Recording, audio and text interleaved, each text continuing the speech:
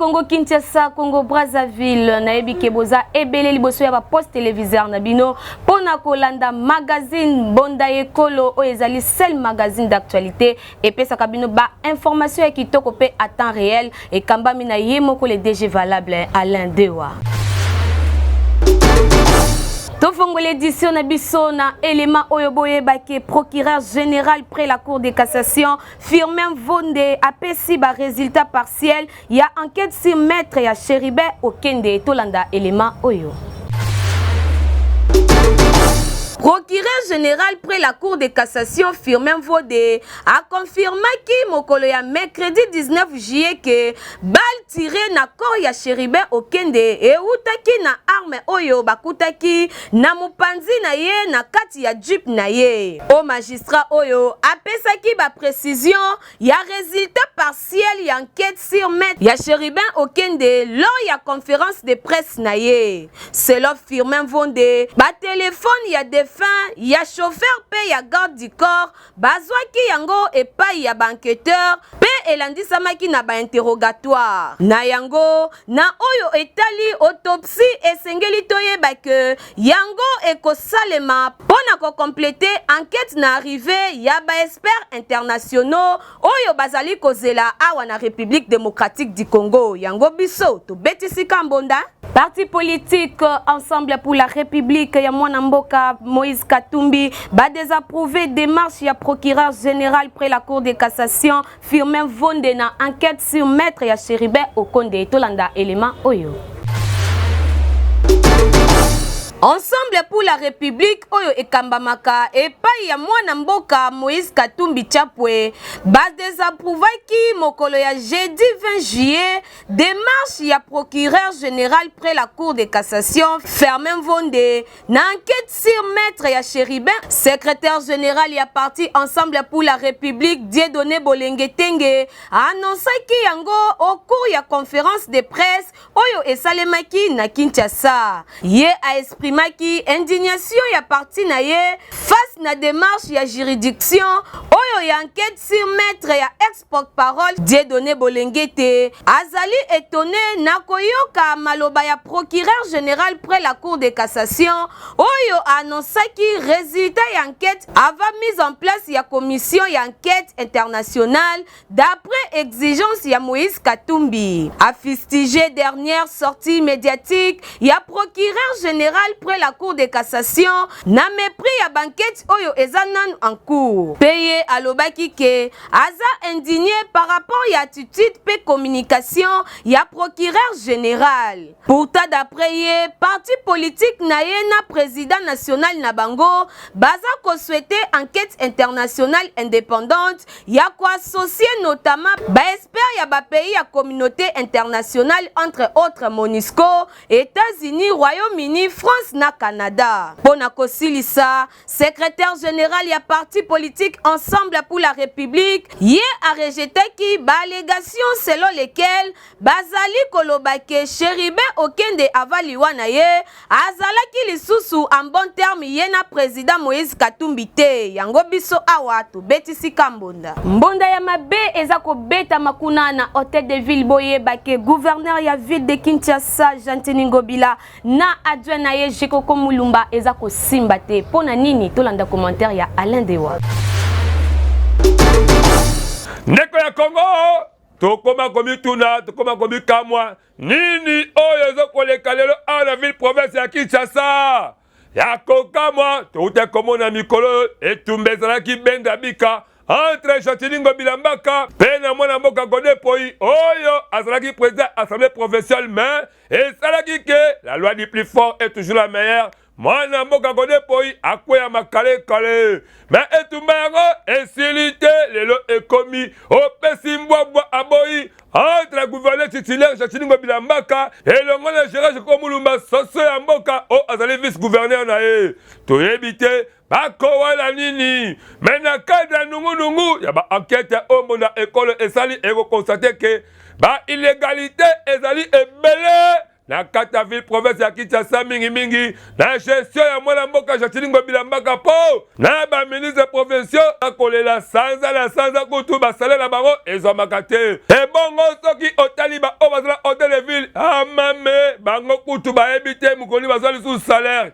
tambola pela Kisasa oluka oyeba makambo etali kini bopeto atuka mawa tro po lelo kini bopeto ekufa kala totuna babugumese surtout alelo bakanga bango minoko balinga koloba te bakoma kobanga noki te bakolonga musala mais à vrai dire rétrocession kutu ekufa kala toyebi te soki mbongo ebimaka to bebimaka te toyebi te mena nyonso tu yango esali ke jirage kokomuluma sosa mboka ameka koluka kodevoile ba vérité wana po Kisasa ekoma na kimia de manière que Congo ebonga mais yango nde peut-être koki kozala na base ya ba conflit oyo ezako créer entre ye na vice gouverneur na ye toyebi te awa biso mbonda ekolo magazine d'actualité tokosenga kaka nyonso eleka na kimia vérité pe ebima na poisa soki mabeze ya nani azala pini sela mibeko ya mboka yango tobetisi kaka mbonda. CRDMO Amba, parti politique, il y a président Christophe Mbosso, va déposer déjà liste na bango, il y a candidat député national, Tolanda Elima, il y a Benjamin Kilunga.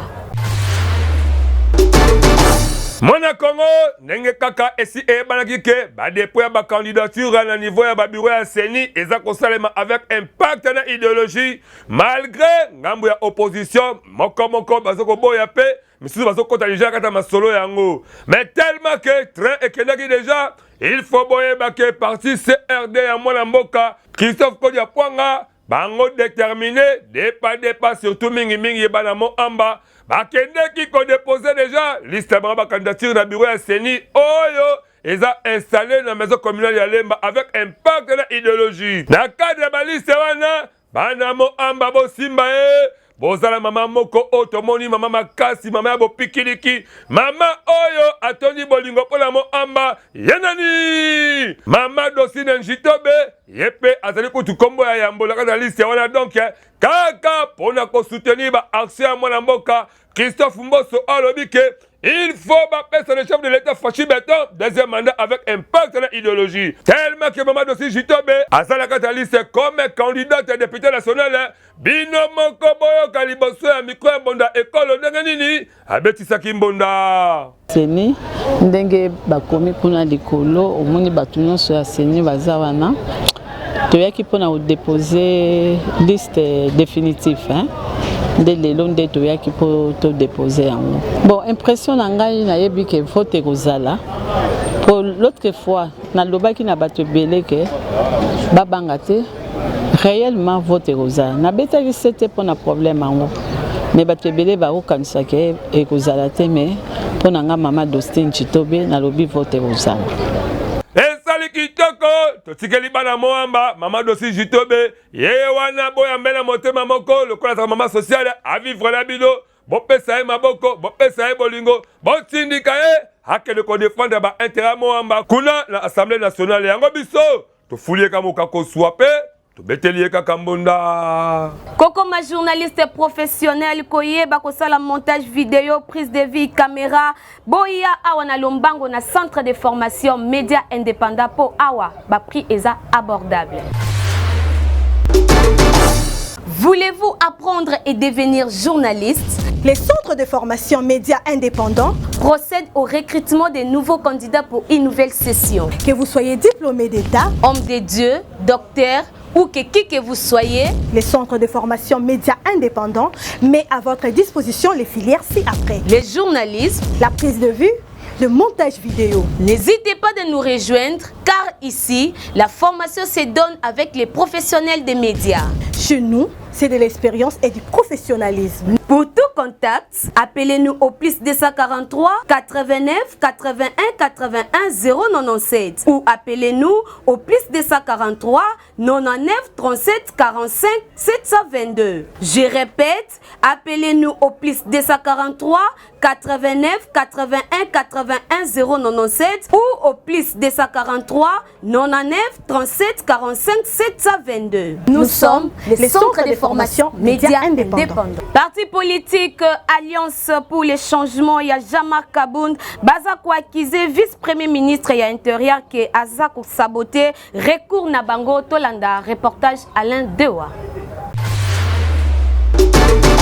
Mwana Congo et si Ebanike Alliance pour le changement. Parti cher ya mwana mboka Jama Kaboun baza intégré na liste ya parti politique Oyo eza transmis na seni et pas ya VPM ya intérieur. Et sali bango pasi yango balobike ba kotisa ki recours na bango et pas ya VPM Peter Kazadi mais ba constater que azako saboter yango. Babakisi lisusuke Neti kaka VPM ya intérieur a décidé kobo ya koto samibeko. Ya kobo ya koyeba parti politique na bango. Yango ba mituni ba question. Notion de continuité à l'état ezawapi. Na yango esalike bakwe sa responsabilité ya ba conséquences politiques nyonso. Na mutu ya Peter Kazadi. Bakali ko convoquer état-major politique ya parti na bango. Biso to kosenga kaka nyonso eleka kitoko po et c'est vraiment démocratie et ça la respecter de manière que po masolo ya Congo etambola la kimia nyonso yango to betisi kaka mbonda. Comité laïque ya coordination basengi dialogue pour na kosilisa crise sécuritaire na République démocratique du Congo. Comité laïque ya coordination CLC na Mukuse asengaki mokolo ya mercredi 19 juillet dialogue moko pona kobimisa République démocratique du Congo na crise sécuritaire oyo azali na yango. Comité laïque ya coordination alobaki yango au cours ya conférence de presse oyo ba organisaki na Kinshasa. Pona professeur Isdom Daiwel oyo azali coordonnateur ya structure oyo alobaki que dialogue etikali seule voie oyo esengeli pour que ba problème oyo ya insécurité et si la na République démocratique du Congo. Coordonnateur ya CLC ye a réaffirmé ki engagement ya organisation oyo ya société civile pona ko défendre ba intérêt ya population. Na yango esengeli toyeba que à quelques mois ya ba élection na République démocratique du Congo, situation sécuritaire na partie est ya mboka etikali très préoccupante na occupation ya quelques territoires et pas ya ba rebelle ya M23. Puis sur le plan politique, fichier électoral ezali ko diviser ba politiciens. Opposition eza ko qualifier coordination ya Denis Kadima lokola ba corrompi pe baza ko senga audit externe indépendant avant ba élection et salema yango biso to betisi kambonda. Yo mutoza na posa basela yo reportage ya kafu ya mariage na yo tope ya activité ya église tope activité mususu ya ndenge na ndenge benga mbonda ekolo agence bango baza prêt pour na kosalela yo musala kitoko.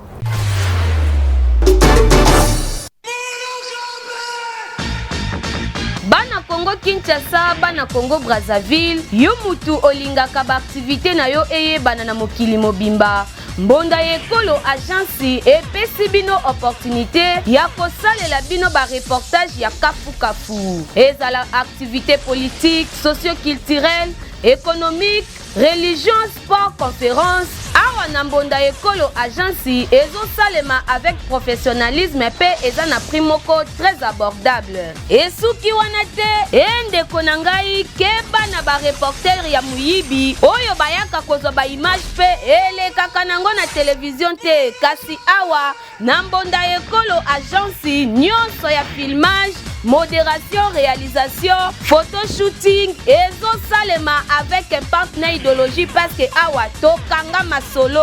pena oyo etali image yebake okozwa yango pe ata na format ya YouTube. Olingi oyeba bisika tozali benga biso na plus 243 89 81 81 097 na bandeli lisusu na plus 243 89 81 81 097 na mbonda ekolo agence nyonso ya reportage ezosalema kitoko avec professionnalisme et yokanio.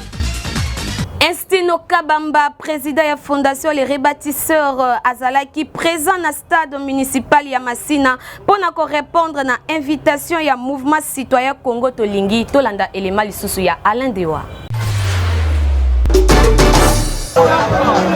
Ndeko ya Congo yebake tango yoza kolala pongi Congo depa et comme kotambola avec idéologie na batu ya maele na batu ya boanya boko tuna ngai nini boyeba ke eindaki avec impact na idéologie na mokolo ya samedi 15 juillet avec mouvement citoyen Congo Tolingi oyo basanganaki na salle municipale ya Masina na souci ya kosensibiliser population bayeba ndenge nini esengeli totonga Congo ya lobi na présence nango boyeba ke ba invita ki le président valable mwana mboka Insino Kabamba oyo azali le président fondateur ya fondation les rebâtisseurs Yemoko azalaki wana avec population na ye ndenge kaka ba mesana pe balinga na changu mobimba tala yo moko tangu akotaki ndenge ni stade municipal eningalaki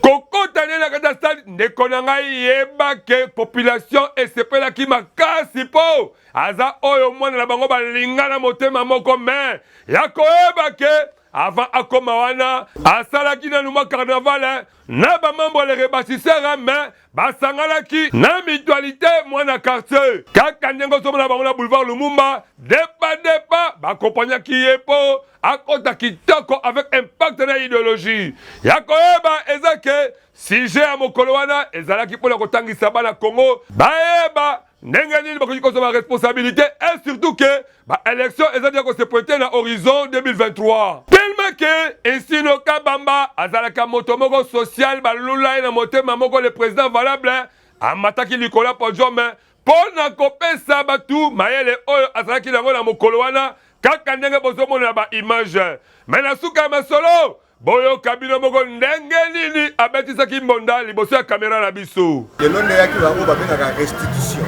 toyaki kopesa bango ba document ya ba problème nyonso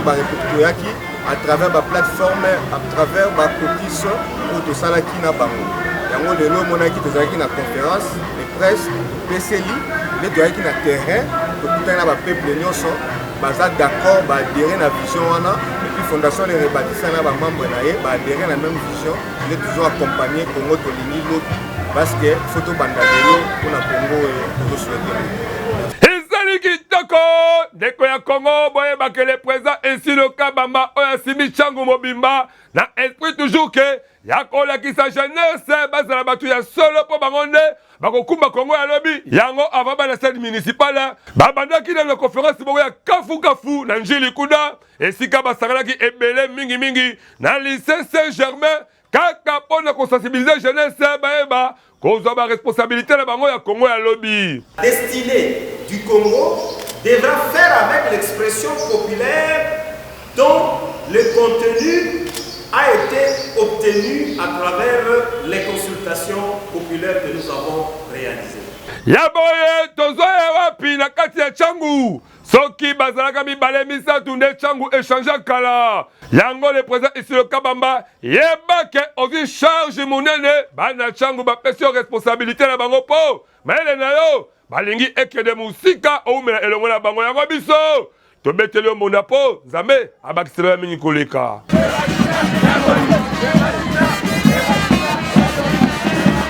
Esali pasi mingi komona 14 prisonniers bakimi na prison centrale ya Kikwit na province ya Kwilu. Benjamin Kilunga azalaki kuna.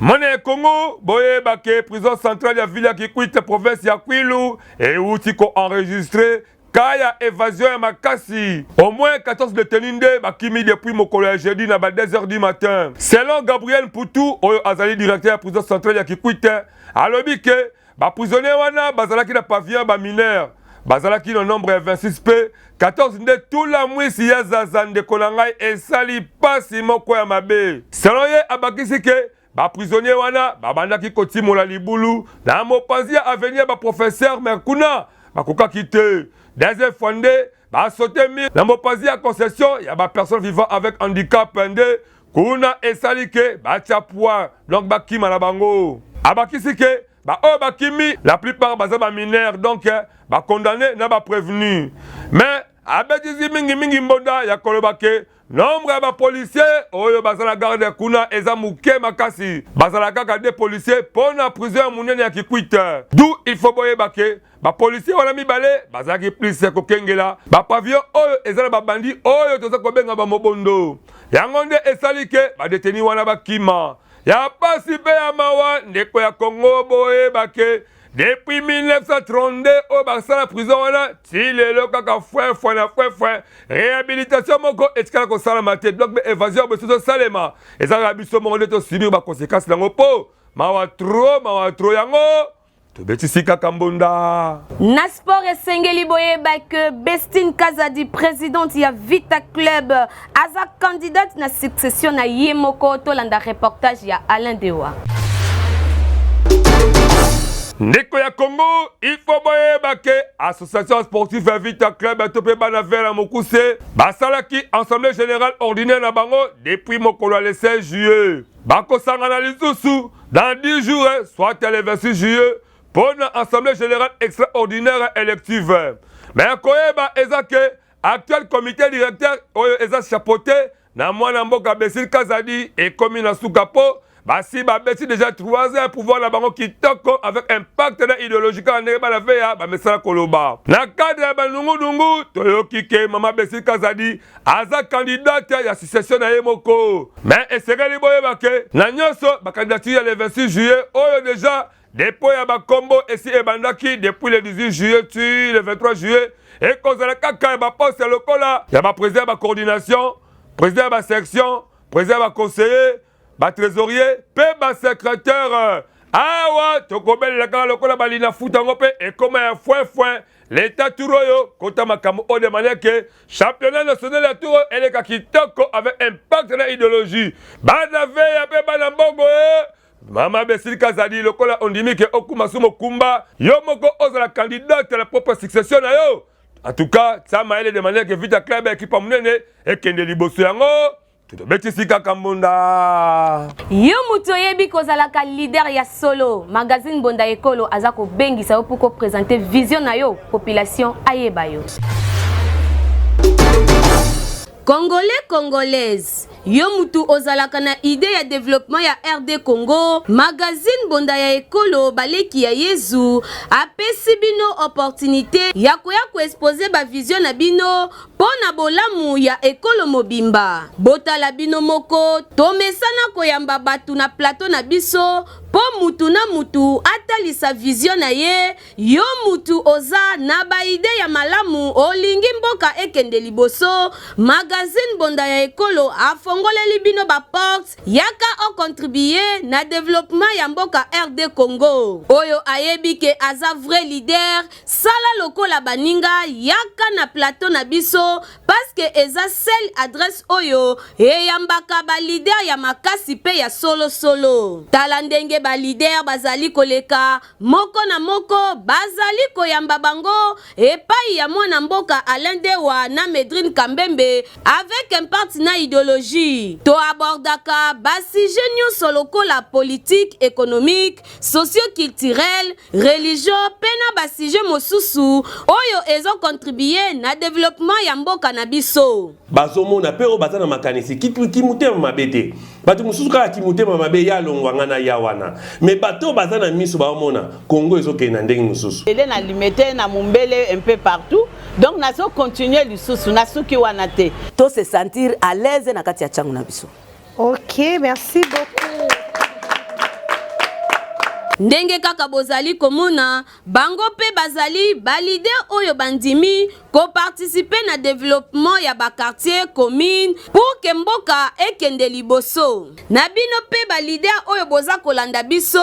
bolinga ka développement ya quartier ya commune to pe ya RD Congo mobimba bobenga biso na numéro oyo eza affiché na bas d'écran na bino toko yamba bino pendant 30 minutes sans débat avec impact na idéologie pour que bo exposer ba vision na bino liboso ya population pe aye babino yango biso a na magazine Bonda Ekolo to bengi ba leader ya solo pe to beteli bango kambonda bolanda rubrique na bino bolingaka mingi na banda couper sexe ka bino pona nini boye nazo yeba te bato nyoso toko voter bako sale loko moko te bon biso to kolobela makamu mingi ya courant pourquoi courir tambola mabe pona nini boye pona nini boye pona nini boye yangwana nde kitoko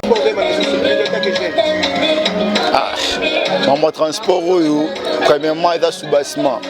Au moins nous soki otonga na fondation za bien te. Likolo na ngombe ezalaka bien te pour son PPE au bukana. Premièrement dans yemo ministre Mogoso. Donc yemo nenga zawana makamne nyonso eki désordre. Ba parking atonga te, ba mamwe bela sala te. Transport carburant et matériel elingi et puis le ministre ezaka moko sauté mais dans la première ministre naé donc mamoza désordre na moka le mamoza désordre na moka transport no matériel na air elingi puisque le lomo na transport avec la transport 150 transport 250 donc est-ce qu'il est normal tu es pour transport il faut dans la moko ba moka nyo so permet la so pour transport dans la moko car biso no transport est élevé biso peut on comprendre te pona nini boye prix à transport est fixe te to comprendre te pona nini boye prix à transport donc aucun de côté prix mususu côté prix mususu pona nini boye to comprendre en hôtel alors ko senga nini mise à transport en tout cas faut ça la tour à ça la tour ya ko a bon ça na prix à transport to ça na prix à transport fixe pona nini boye caricature ya mokolo ya lelo ko kontiri Jesse Demba abeteli biso lisolo nini yena Igrid Mateta Ndeko ya Congo esengeli oyebake mingi awa tomonaka bazali ba parents babimaka na ntongo kitoko mais soki bazongi na pokwa bazongaka deja mutu ekomi futi nyonso oyo ezalaka likolo ya bakwiti oyo esalaka bafamille mingi lelo oyo ekomi ya kokabwana papa epai mama epai mpe bana epai tuna ngai ndeko likambo ya kwiti ya zododo ya bwakabwaka tope ya bamasanga ndenge ndenge misusu bakoka komela yango te mesi bakwiti na bango bakoma kosala ba acte moko oyo lelo oyo ekoma kokabolisa bafamille yango koko tiri ye moko lelo oyo abeti lisolo yango boyoka ndenge nini elekalaki na ntongo avant le type akenda boulot ambiance kitoko yela nzele na ye papa na Stella okolia nini leloko sala kaka sauce mama na Stella sauce ya bien oyebi ke ngalingaka mingi biloka mwamba mama na Stella pe atikalaki ayebi ke papa na Stella akei boulot alambele susa mwamba ndenge alingaka mais na retour mawa trop papa na Stella azongaka méchant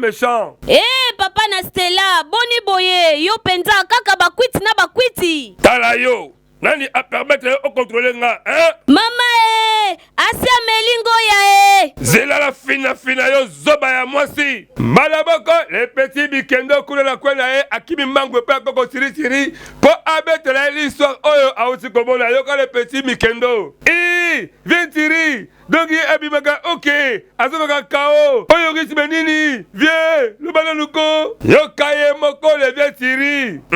kocha mwasi mal à l'aise boye kobeta ye ozali mobali te vraiment soki masanga elingi yo te tika nyonso oyo biso Bonda Ekolo tolobaka komela ezali kitoko mais soki ekolingi yo te il fallait otika po mingi bakibimaka kitoko mais bazongaka kao lokola papa na Stella comportement oyo ezali kitoko te yo papa moboti yeba komelaka na calcul soki omoni ke omelaka moko mibale suka wana soki ekobia kolangwa boye mabe makasi yango topesika mona po topesika conseil page rose ya mokolo ya lelo esengeli boye bake Jacob Mwamba Nzete ya Mbila président ya base Kingabwa abakisi une année de plus mokolo ya lelo biso na magazine Bonda Ekolo to souhaiter ba joyeux anniversaire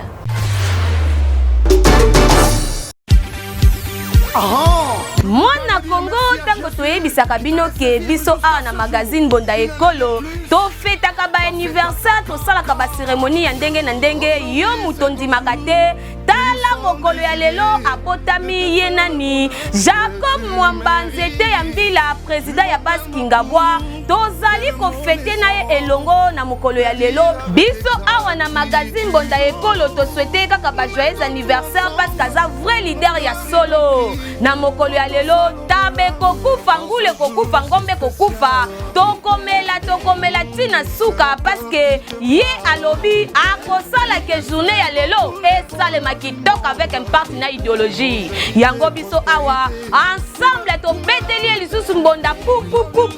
pe to souhaiter joyeux anniversaire. Tokomi na suka ya magazine na biso ya mokolo ya lelo. Merci na bino nyonso bozalaki ebele liboso ya ba post téléviseur na bino pona kolanda biso. Bosabone massivement na chaîne YouTube na biso Mbonda Ekolo officiel ekosala biso kitoko makasi. Bobenga biso pe na ba numéro oyo eza affiché liboso ya ba post téléviseur na bino pona kolekisa ba page rose na bino ba événement na bino ya ndenge na ndenge tokoyamba bino na esengo nyonso. Na sima ya caméra ezalaki Wilfried Samba na Benjamin Kilunga pe Mutasimbi réalisation pe montage ya mokolo ya lelo eza Igrid Mateta kasina bosanité les grands DG valables Alain Dewa ngana bino tokuta na mokolo ya sima soki Yesu Kristo akozonga te.